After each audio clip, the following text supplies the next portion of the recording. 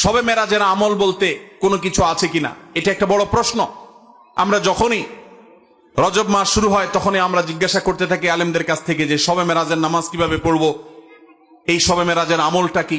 শবে মেরাজ উপলক্ষে সারা রাত জেগে ইবাদত করা এবং শবে মেরাজ উপলক্ষে 26তম দিন পার হয়ে 27তম রাত যখন শুরু হয় তখন সাহারি খেয়ে 27 রজবে রোজা রাখা, এটা আমাদের সমাজে বহুল প্রচলিত।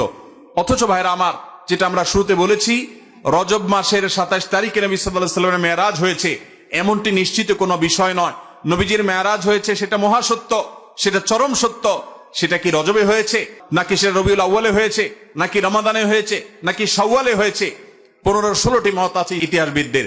যদি ধরেও নেই আমরা রজবের এই 27 তারিখেই হয়েছে, যেমন কোন কোন ইমামগণ বলেছেন, সে আলোকে যদি আমরা ধরেও নেই, তারপর আমরা বলবো নবী সাল্লাল্লাহু আলাইহি ওয়াসাল্লামের মেরাজ হয়েছে হিজরতেরও আগে। এরপর নবী সাল্লাল্লাহু আলাইহি ওয়াসাল্লাম প্রায় 11 বছর বেঁচে ছিলেন। এই পুরো সময় জুড়ে কখনো তিনি মেরাজ দিবস, মেরাজ রজনী উদযাপন এটা তিনি কখনো করেছেন বলে কোনো জাল বা জয়ীফ হাদিসে পর্যন্ত বর্ণিত হয়নি। বিধায় মেরাজের এই ঘটনার পুনরাবৃত্তি বা এই ইতিহাস, ওই তারিখটার পুনরাবৃত্তিকে আপনার কেন্দ্র করে প্রতি বছর একটা বিশেষ দিনকে শবে মেরাজ উদযাপন করা, রাতভর বিশেষভাবে ইবাদত করা, দিনভর বিশেষ গুরুত্ব দিয়ে রোজা রাখার কথা বিশুদ্ধ কোনো হাদিস দ্বারা প্রমাণিত নয়। আমরা শুধুমাত্র মেরাজের বিষয় থেকে শিক্ষা গ্রহণ করব, মেরাজ থেকে আনিত নামাজটা আমরা আদায় করব। এর বাইরে এই তারিখকে কেন্দ্র করে রাতভর ইবাদত আপনি অন্য সময় করতে চাইলে এই মাসেও করেন, এই রাতেও করেন, অন্য সময় নফল নামাজ পড়েন, আপনি এদিনও নফল নামাজ পড়ার নিষেধ নাই। কিন্তু মেরাজকে কেন্দ্র করে কোনো নামাজ, মেরাজকে কেন্দ্র করে কোনো রোজা, এটা কোনো বিশুদ্ধ হাদিস দ্বারা বর্ণিত হয় নাই। অনেকে এই রজব মাসে বিশেষ উমরা করেন, যেটাকে উমরায়ে রজবিয়া বলে। এটা বিশেষ ফজিলতের কথা মানুষ নিজেরা অনেকে বানিয়ে নিয়েছে, অথচ এটিও কোনো বিশুদ্ধ হাদিস দ্বারা বর্ণিত হয়নি।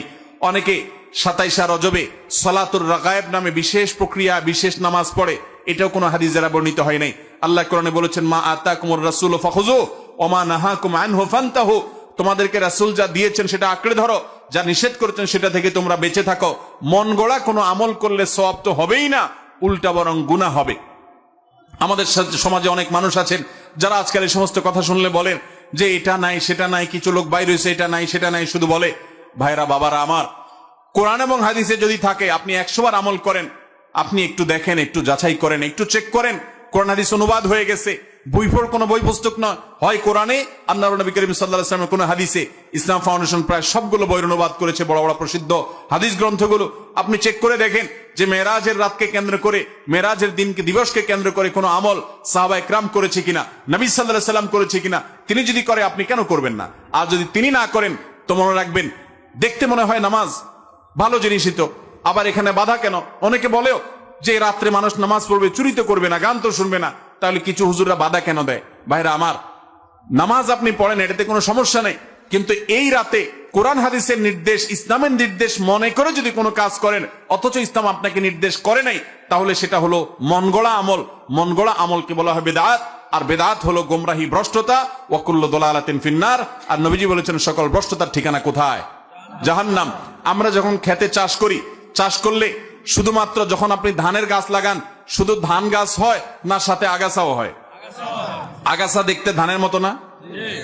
আমরা কি সে আগাছাগুলো রেখে দেই নাকি আস্তে আস্তে তুলে ফেলে দেই? যদি কেউ মনে করে আরে ধান গাছ তো অল্প একটু জায়গাত আছে, আগাছা আগাছার জায়গায় হয়েছে, সমস্যা কি?